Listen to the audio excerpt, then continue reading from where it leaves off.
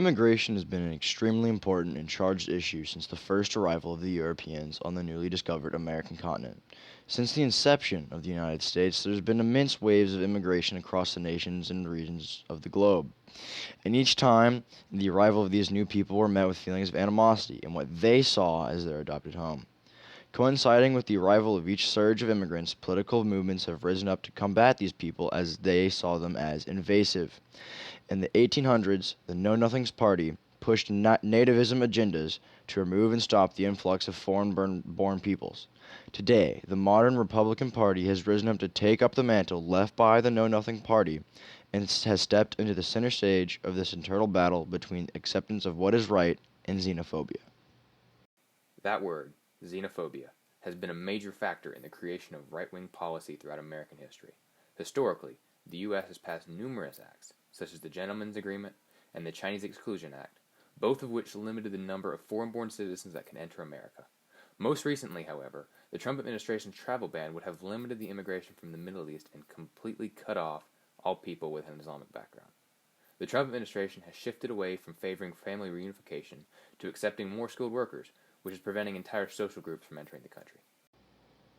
The Trump administration loves to talk about illegal immigration and pushes the rapist and drug dealers rhetoric, yet briefly touches on legal immigration. What are the ways that you can legally immigrate into the United States, and how has the Trump administration affected these different ways? There are two main types of legal immigrants, the refugee class and the more standard, run-of-the-mill legal immigrants that carry green cards and visas. In fact, around 77% of all immigrants come here legally, which is contradictory to the current American rhetoric. Out of that 77%, 45% of these immigrants are naturalized U.S. citizens, which means that they have lived here for at least 5 years. They can read, write, and speak English, and oftentimes have a better understanding of American civics than its natural-born citizens do. An additional 5% are temporary lawful residents, and these people might be here for higher education, but they're also unable to work. There are also permanent lawful residents, which make up 27% of the total legal immigrants, and they can do anything that a normal citizen can do except for vote. The final class is green card holders, who must have at least 2 years of education and a bachelor's degree, and can do what permanent lawful residents can do.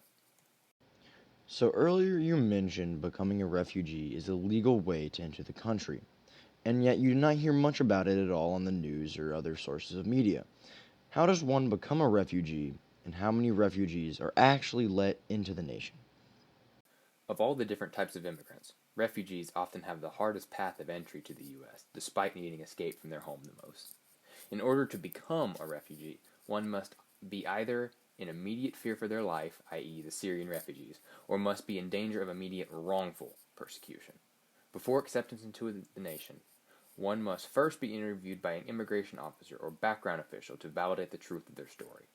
The three priorities of refugees to be accepted are, first, those who the UN have already validated; second, those who are from the former USSR states, or Iraq, or Burma; and finally, the family members of already accepted refugees.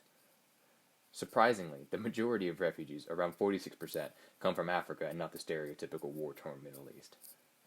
In short, refugees are a great way to accept immigrants who want to be in America and need to be in America. Now that we have covered legal immigration, what about illegal immigration? President Trump pushes this rhetoric that they are, quote, sending people that have lots of problems, and they are bringing those problems with us. They're bringing drugs, they're bringing crime, they're rapists. And some, I assume, are good people, end quote.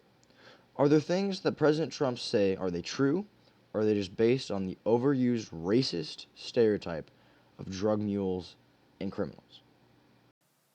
Out of all the immigrants that enter our country, only 23% enter the nation by illegal means. Out of those who are arrested or caught in the attempt to cross the border, 95% are tried criminally, and 74% of re-entry cases are tried criminally.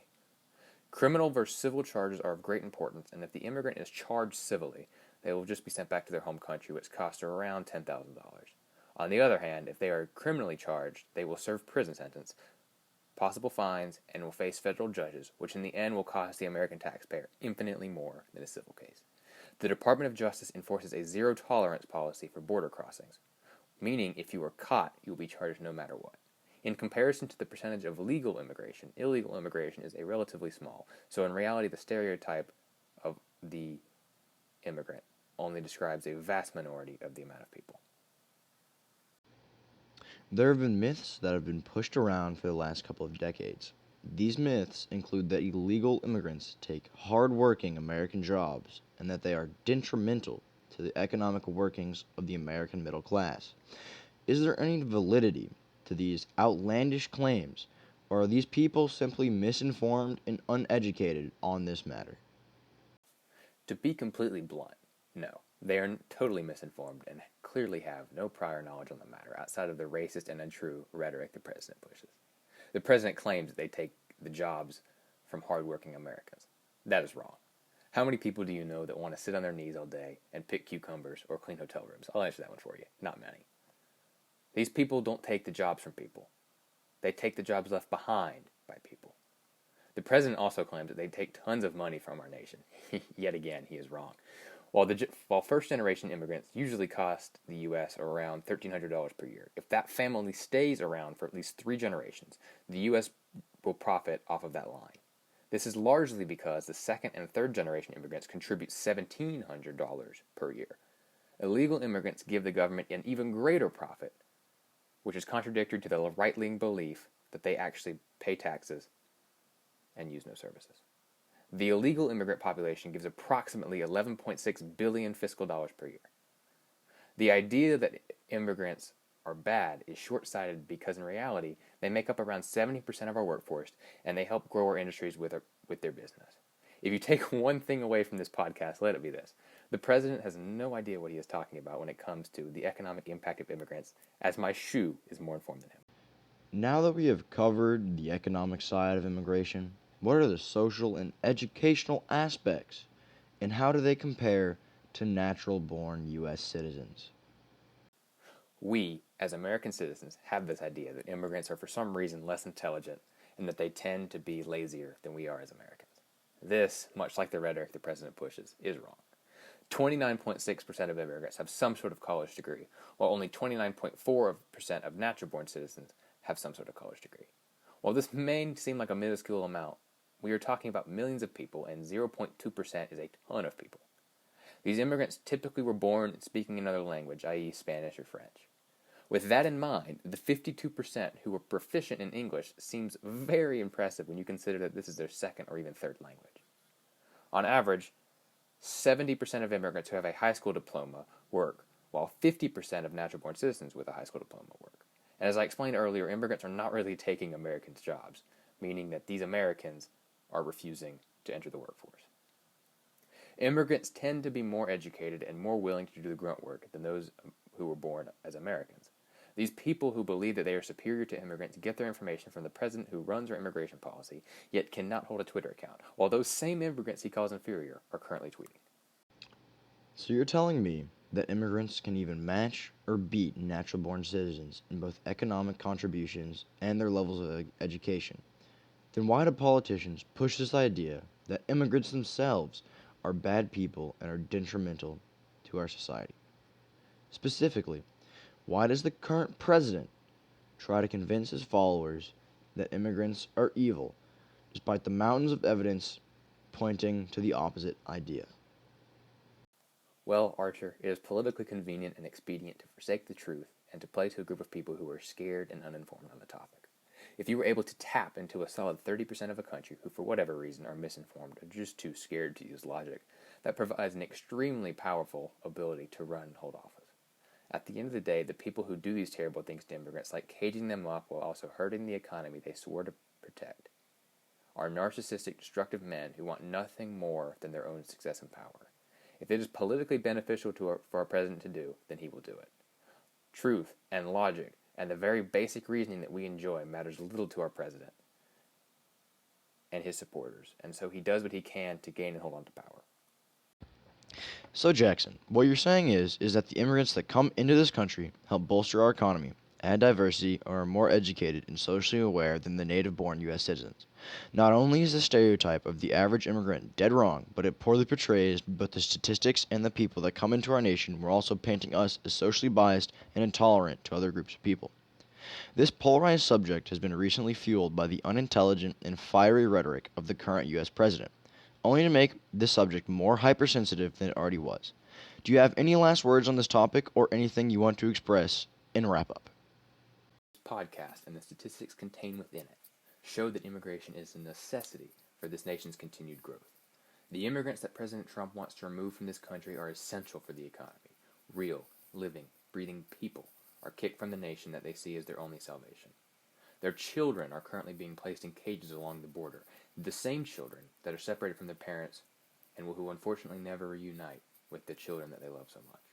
These little victims will most likely be forced to grow up in orphanages where they will believe that they were abandoned by their parents at the so-called benefit of the American populace. In reality, these people who the self-righteous Americans remove without a second thought will later grow up to contribute thousands of dollars these same Americans would benefit from. These Americans, who claim that immigrants should not be allowed to enter out of fear that their jobs will be taken, do not consider that the jobs that are being taken are the ones that include manual labor, the ones without much pay, and certainly not jobs that most American citizens are willing to take. I predict that if these policies are continued, the United States economy will collapse, or at the very least could take a serious hit, that the Social Security system will fail, and that the United States will ultimately lose 11.6 billion tax dollars per fiscal year. I believe that with these continued policies, the government will be driven further into debt, as it costs over $10,000 just to deport one immigrant. The United States, for its own well-being, will have to transition into a more welcoming nation, but due to the silent majority, the white supremacists, the racists, and the people who are driven to hate immigrants because of fear, America will never make that transition into a more welcoming nation state. The American policies along the border will never change because many Americans will vote against their own self-interests, they will vote against their own economy, and they will vote against their very well-being out of fear and spite for those who did not work for it. In reality, these immigrants worked much harder than those that they replaced, and this nation will forget that it was founded on the basis of immigration. The immigration situation will worsen, and because of that fear that Americans feel towards others, this situation will never improve, and the former superpower, now known as America, will find itself in disarray.